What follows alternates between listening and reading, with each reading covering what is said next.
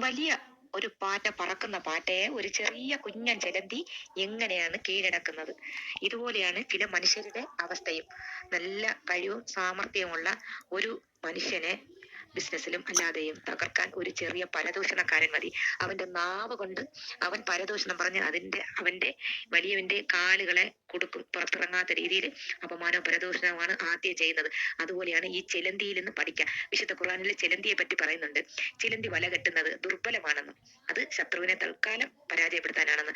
അതുപോലെയാണ് ഈ പാറ്റയുടെ കൂടെ ഒരു ചിലന്തി എടുത്തിട്ടപ്പോൾ ഈ പാറ്റ വല കെട്ടി ആ ചിലന്തിയുടെ കാലുകളെ കുരുക്കി. ആദ്യം കുരുക്കിയതിനു ശേഷം അതിന് പറക്കാനും ഓടാനും കഴിയാത്ത വിധം അത് കുരുക്കി. എന്നിട്ട് അതിനെ ഭക്ഷിക്കാൻ വേണ്ടി ശ്രമിച്ചു. എന്നാൽ ആ വലിയ പാറ്റ അതിന്റെ വായ കൊണ്ട്, അതിന്റെ കൊമ്പ് കൊണ്ട് അതിനെ എതിർത്ത് പിടിച്ചു നിന്നു. ഒടുവിൽ അത് ഞങ്ങൾ അന്ന് തെല്ല കുത്തനെ ഒന്ന് കുലുക്കിയപ്പോൾ പെട്ടെന്ന് അതിന്റെ കാല് കനം മാറ്റി. അവസ്ഥയും ഇതുപോലെയാണ് മനുഷ്യരുടെ അവസ്ഥയും. ശത്രു നമ്മളെ പരദൂഷണം കൊണ്ട് നമ്മളെ കീഴ്പ്പെടുത്തി അപമാനിച്ച് നമ്മളെ കുരുക്കി തോൽപ്പിക്കാൻ ശ്രമിച്ചാൽ നമ്മളെ രക്ഷിക്കാൻ രക്ഷകനായി ആരെങ്കിലും വന്നാൽ മതി, നമ്മൾ അതിൽ നിന്ന് വിജയിക്കും. അതിന് സൃഷ്ടാവായ ദൈവം, അവനോട് പ്രാർത്ഥിച്ചു കൊണ്ടിരുന്നാൽ ദൈവം ആരെങ്കിലും സഹായിയായി പറഞ്ഞേക്ക് നമ്മൾ അതിൽ നിന്ന് രക്ഷ നേടും. ഉറപ്പ് അനുഭവം.